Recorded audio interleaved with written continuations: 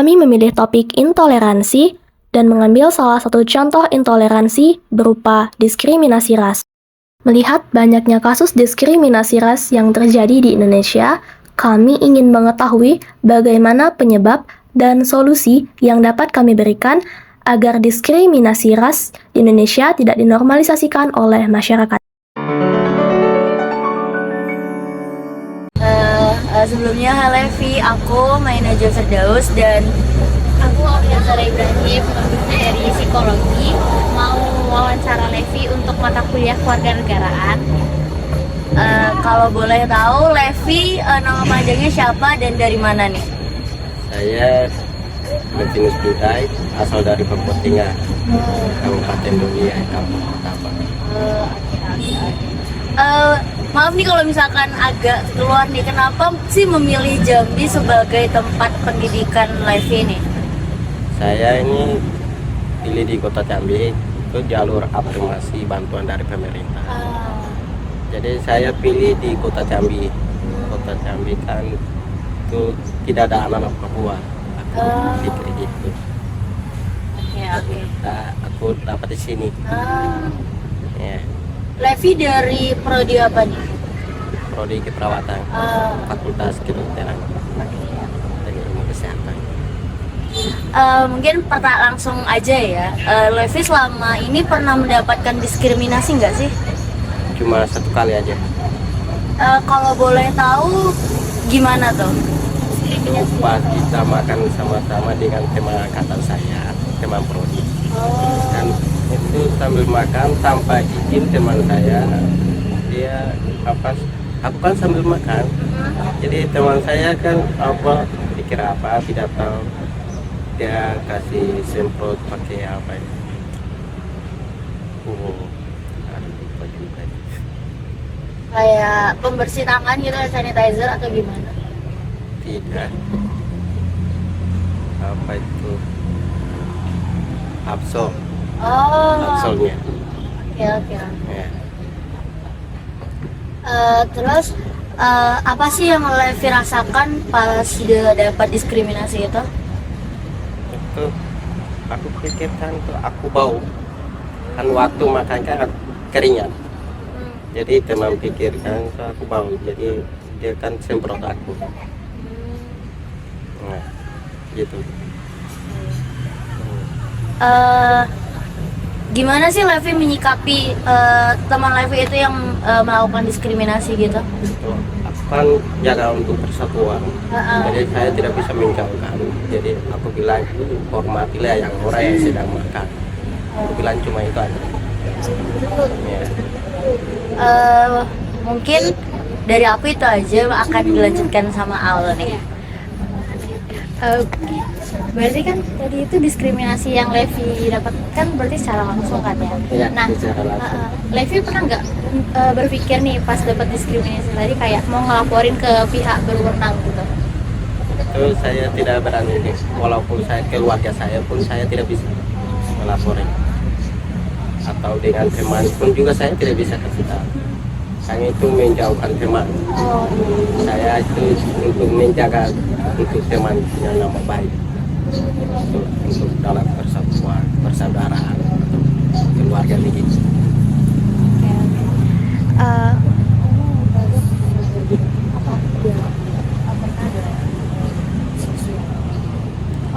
Kalau untuk diskriminasi yang di medsos pernah nggak Levi?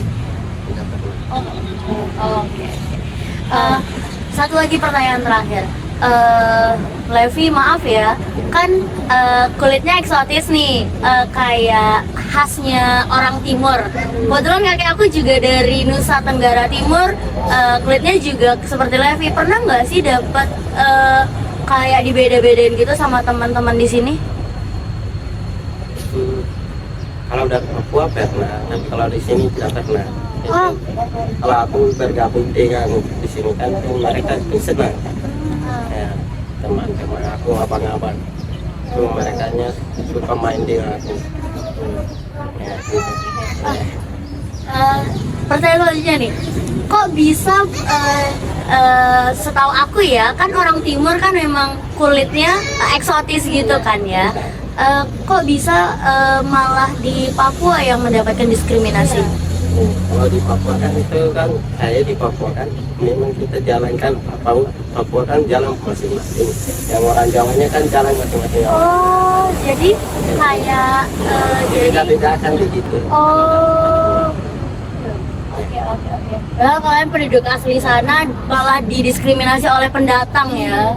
Kalau dalam kampus atau sekolah kan itu tidak dipilih. Cuma di luar aja yang dipilih gitu. Oh, oke. Oke, Levi, mungkin itu aja pertanyaannya. Makasih banyak ya Levi udah bantu kami wawancara ini. Makasih banyak Levi ya. Baik, di sini saya akan mewawancarai dan Bapak siapa Pak? Pak Daniel. Nah, di sini perkenalkan nama saya Aurelia Ramadhani dari Prodi Psikologi Universitas Jambi. Jadi di sini saya akan langsung saja ke pertanyaan pertama. Apakah Bapak pernah mengalami diskriminasi selama di sini? Di Jambi atau di Indonesia? Kalau di Indonesia?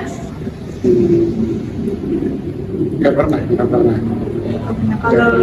kalau di Jambi Di bagaimana? Jambi, tapi anak-anak lah kalau semua orang dewasa kan. Apa yang Bapak rasakan saat mengalami diskriminasi tersebut? Ya, bentuk diskriminasinya itu bagaimana? Ngejek syukur gitu, ngejek. Perasaan Bapak bagaimana saat itu? Perasaan pertama waktu saya masih muda saya melawan dulu. Setelah saya sudah berumah tangga saya tidak lagi, nggak apa-apa. Kalau waktu masih muda dulu saya pernah mukul orang. Sekarang nggak lagi. Bagaimana Bapak menyikapi diskriminasi tersebut? Sebenarnya kalau di ejek suku nggak apa-apa sebenarnya. Memang kalau dia hitam ya nggak apa-apa hitam. Jadi usaha melawan gitu. Nggak apa-apa kan. Kalau sudah memang suku kita hitam ya nggak apa-apa dibilang hitam gitu. Ada lagi yang dulu sebut monyet. Memang itu berurusan itu pernah.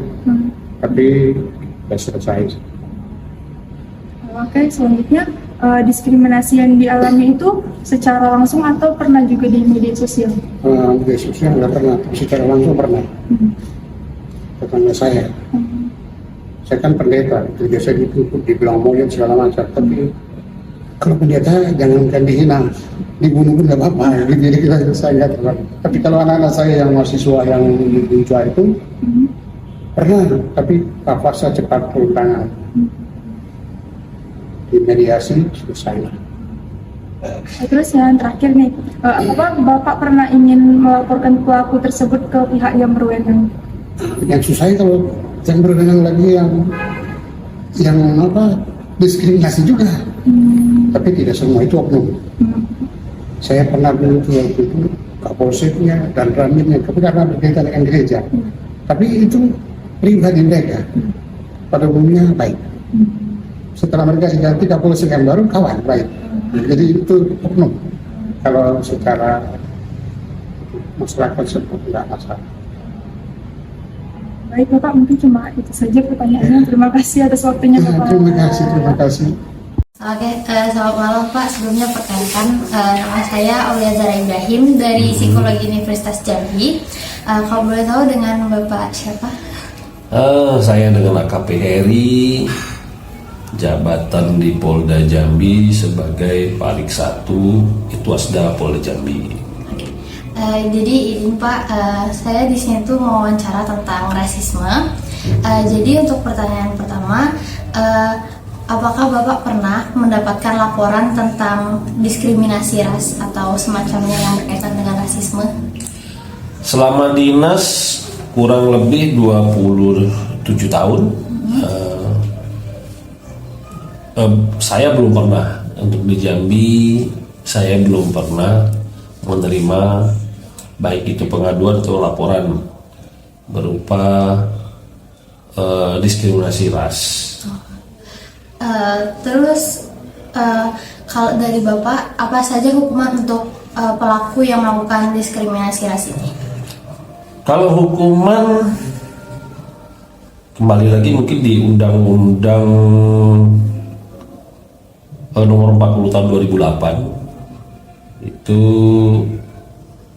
ada mengatur tentang diskriminasi ras, pasal 4 huruf B angka 1 dan angka 2 atau angka 3, dipidana dengan ancaman hukumannya ancaman penjara sekitar 5 tahun, denda sebesar 500 juta. Sedangkan sanksi bagi pelaku pasal 4 huruf B atau angka 4 dipidana sesuai dengan ketentuan peraturan undang-undang ditambah dengan 1/3 dari masing-masing ancaman pidana maksimumnya.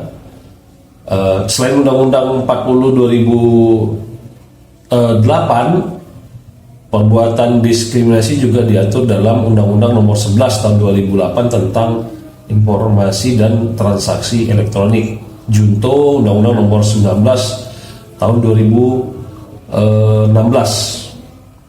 Dapat dikenakan pasal 28 ayat 2 Undang-Undang IT dengan berbunyi setiap orang yang dengan sengaja dan tanpa hak menyebarkan informasi yang ditunjukkan untuk menimbulkan rasa kebencian atau permusuhan individu dan kelompok masyarakat tertentu berdasarkan atas suku, agama, ras, dan antar golongan atau sara. Ancaman pidananya itu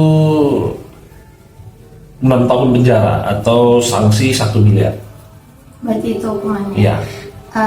Kan tadi Bapak belum pernah dapat laporan. Kalau misalkan melihat secara langsung, apakah pernah gitu Pak? Melihat secara langsung mungkin di televisi pernah. Itu ada beberapa kasus seperti di tahun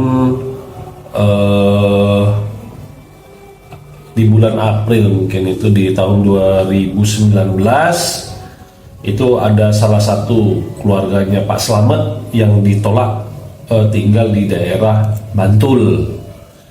Yang kedua, ada penolakan mahasiswa asal Papua yang mendapat diskriminasi di Surabaya. Itu kejadiannya di tahun 2019. Yang ketiga itu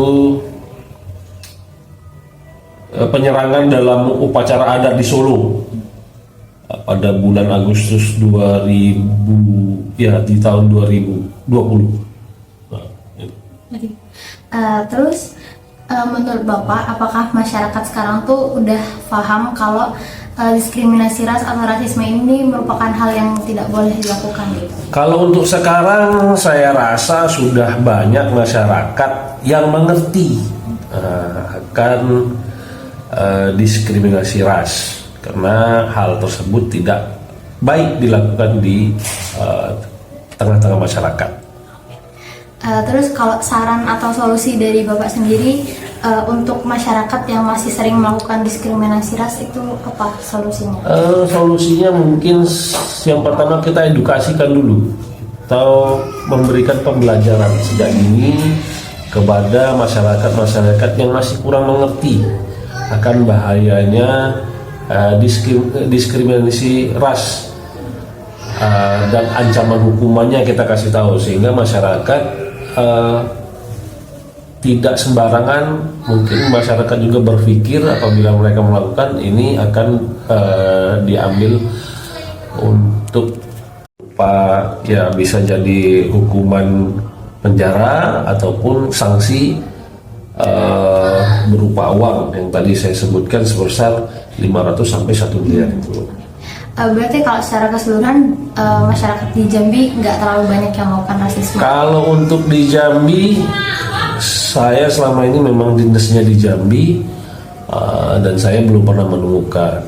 Tapi kalau untuk di daerah lain mungkin banyak yang kita sudah tonton di televisi maupun di media-media cetak, terus juga di media-media sosial sekarang ini.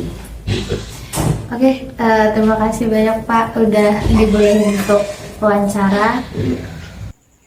Setelah teman-teman menonton video wawancara kami bersama 3 narasumber, maka kami dapat menyimpulkan bahwa sebenarnya kejadian diskriminasi ini masih sering terjadi di Indonesia, tetapi tidak terdata oleh kepolisian karena mereka lebih mengutamakan persatuan dalam pertemanan mereka.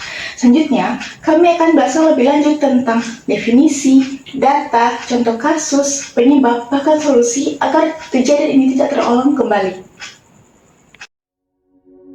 Apa itu intoleransi?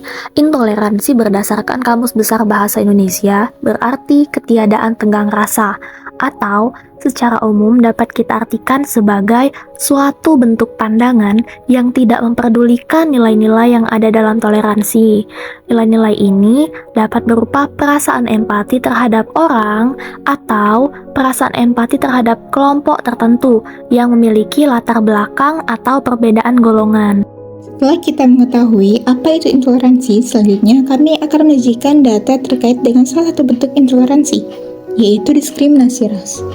Survei yang dilakukan oleh Komnas HAM dan tim Litbang Kompas menemukan masih banyaknya perlakuan diskriminasi berbasis ras dan etnis di ruang-ruang publik. Survei penilaian masyarakat terhadap upaya penghapusan diskriminasi ras dan etnis di 34 provinsi tersebut menyasar ke 1.107 responden dari 34 provinsi.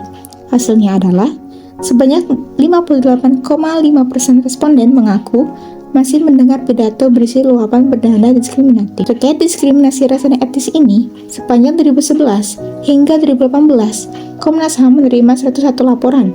Pengaduan terbanyak terjadi pada 2016, yakni 38 laporan dengan jumlah pengadu terbanyak 34 buah berasal dari Jakarta. Di sini, kami mengambil contoh kasus intoleransi terkait diskriminasi terhadap warga Papua, yang dimana fenomena rasisme ini muncul pertama kali melalui postingan di media sosial dalam bentuk foto maupun video.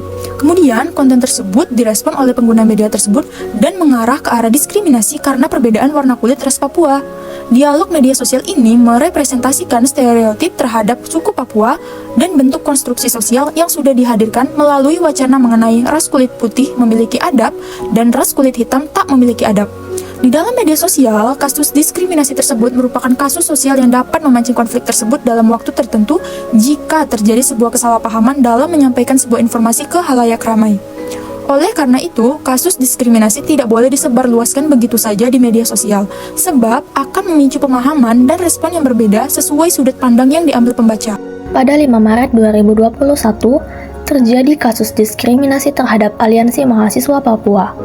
Diketahui terjadi penangkapan Aliansi Mahasiswa Papua oleh pihak kepolisian saat melakukan unjuk rasa di depan kampus Universitas Diponegoro, Leburan, Semarang. Penangkapan ini dianggap tidak memiliki rasa kemanusiaan karena mereka ditangkap secara paksa dengan mengalami tendangan, pukulan, bahkan beberapa baju demonstran saat itu robek karena ditarik secara paksa.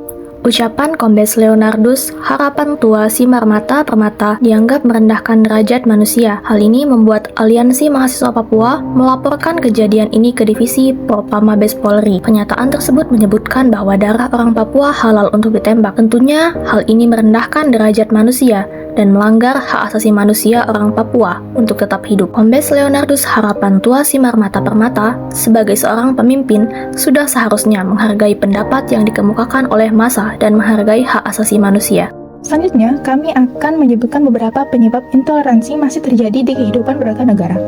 Yang pertama, perbedaan agama, yang kedua, perbedaan budaya, yang ketiga, perbedaan suku, yang keempat, perbedaan kepercayaan, yang kelima, perbedaan politik, yang keenam, perbedaan sejarah, yang ketujuh, adanya konflik antar kelompok, yang kedelapan, kurang pemahaman akan keberagaman budaya dan agama, yang kesembilan, faktor ekonomi, dan yang terakhir, faktor sosial. Untuk mencegah tindakan intoleransi ini, perlu adanya upaya kolaboratif dari berbagai pihak, termasuk pemerintah, lembaga pendidikan, agama, dan masyarakat sipil. Dalam konteks ini, pemerintah memiliki peran krusial dalam menciptakan lingkungan yang mendukung keragaman dan mengedukasi masyarakat tentang pentingnya toleransi. Selain itu, lembaga pendidikan perlu mendorong pemahaman yang lebih baik tentang budaya, agama, dan tradisi masyarakat yang berbeda. Agama sebagai salah satu pilar kuat dalam kehidupan masyarakat Indonesia juga harus berperan aktif dalam mempromosikan dialog antar agama yang konstruktif dan menghindari penggunaan agama sebagai alat politik yang memecah belah. Masyarakat sipil juga memiliki peran yang signifikan dalam memerangi intoleransi. Masyarakat sipil dapat menggalang gerakan-gerakan kemanusiaan, mengedukasi masyarakat tentang nilai-nilai toleransi, dan memperjuangkan hak asasi manusia. Dengan kerjasama antara berbagai elemen masyarakat, Indonesia memiliki peluang besar untuk membangun masa depan yang lebih inklusif dan harmonis. Sejalan dengan semboyan kita, yaitu Bhinneka Tunggal Ika, yang sejati. Melalui upaya bersama ini, semoga Indonesia dapat terus menjadi contoh keberagaman yang sukses di Indonesia, di mana semua warga negara dapat hidup berdampingan dengan damai tanpa memandang perbedaan yang ada. Sekian video dari kami. Apabila ada salah kata, kami mohon maaf. Semoga video yang bermanfaat.